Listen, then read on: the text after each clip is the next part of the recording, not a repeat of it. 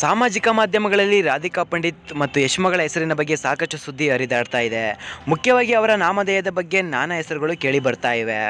ಯಶಿಕಾ ಎಂಬ ಹೆಸರು ತುಂಬ ಪ್ರಚಾರದಲ್ಲಿತ್ತು. ಹಾಗಾದರೆ ನಿಜವಾದ ಹೆಸರು ಏನು ಅನ್ನೋದ್ರ ಬಗ್ಗೆ ಸಂಪೂರ್ಣವಾಗಿ ಈ ವಿಡಿಯೋದಲ್ಲಿ ಮಾಹಿತಿ ಇದೆ. ಈ ವಿಡಿಯೋನ ನೀವು ಪೂರ್ತಿಯಾಗಿ ನೋಡಿ.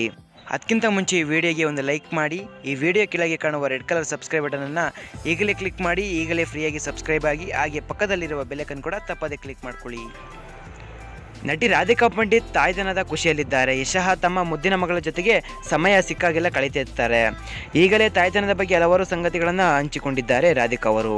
ಇದೀಗ ತಮ್ಮ ಮುದ್ದಿನ ಮಗಳ ಹೆಸರಿನ ಬಗ್ಗೆ ಮತ್ತೊಂದು ಸ್ಪಷ್ಟೀಕರಣ ನೀಡಿದ್ದಾರೆ. ಸಾಮಾಜಿಕ ಮಾಧ್ಯಮಗಳಲ್ಲಿ ರಾಧಿಕಾ ಪಂಡಿತ್ ಮತ್ತು ಯಶ್ಮಗಳ ಹೆಸರಿನ ಬಗ್ಗೆ ಸಾಕಷ್ಟು ಸುದ್ದಿ ಹರಿದಾಡ್ತಾ ಇತ್ತು.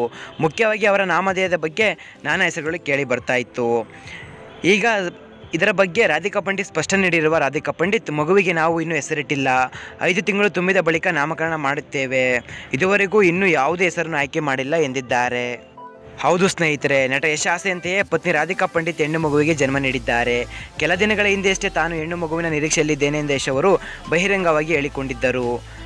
ಭಾನುವಾರ ಡಿಸೆಂಬರ್ 2ನೇ ತಾರೀಕು ಬೆಳಗ್ಗೆ 6:20ಕ್ಕೆ ಬೆಂಗಳೂರಿನ ಖಾಸಗಿ ಆಸ್ಪತ್ರೆಯಲ್ಲಿ ಮಗುವಿಗೆ ಜನ್ಮವನ್ನು ನೀಡುವ ಮೂಲಕ ತಮ್ಮ ಪತಿ ಆಸೆಯನ್ನು ಪೂರೈಸಿದ್ದಾರೆ ರಾಧಿಕಾ ಅವರು.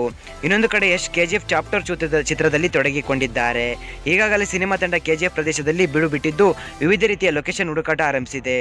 ಇತ್ತ ಯಶ್ ಜಿಮ್ನಲ್ಲಿ ಬೆವರಿಳಿಸುತ್ತಿದ್ದಾರೆ. ಜೊತೆಗೆ ಸಖತ್ತಾಗಿ ಗಡ್ಡ ಬಿಡುತ್ತಿದ್ದಾರೆ. ಯಶ್ ಮಗುವಿಗೆ ರಾಶಿ ಅಥವಾ ಯಶಿಕಾ ಇವೆರಡರಲ್ಲಿ ಯಾವುದನ್ನು ಇಡಬೇಕು ಎಂಬುದನ್ನು ನಮ್ಮ ಕಮೆಂಟ್ ಬಾಕ್ಸ್ನಲ್ಲಿ ಕಮೆಂಟ್ ಮಾಡಿ. ಈ ವಿಡಿಯೋನ ದಯವಿಟ್ಟು ಸಾಕಷ್ಟು ಎಲ್ಲ ಕಡೆ ಶೇರ್ ಮಾಡಿ. ಮತ್ತಷ್ಟು ವಿಡಿಯೋಸ್ಗಳಿಗಾಗಿ ಈ ವಿಡಿಯೋನ ಲೈಕ್ ಮಾಡಿ, ನಮ್ಮ ಚಾನಲ್ಗೆ ಸಬ್ಸ್ಕ್ರೈಬ್ ಮಾಡ್ಕೊಳ್ಳಿ.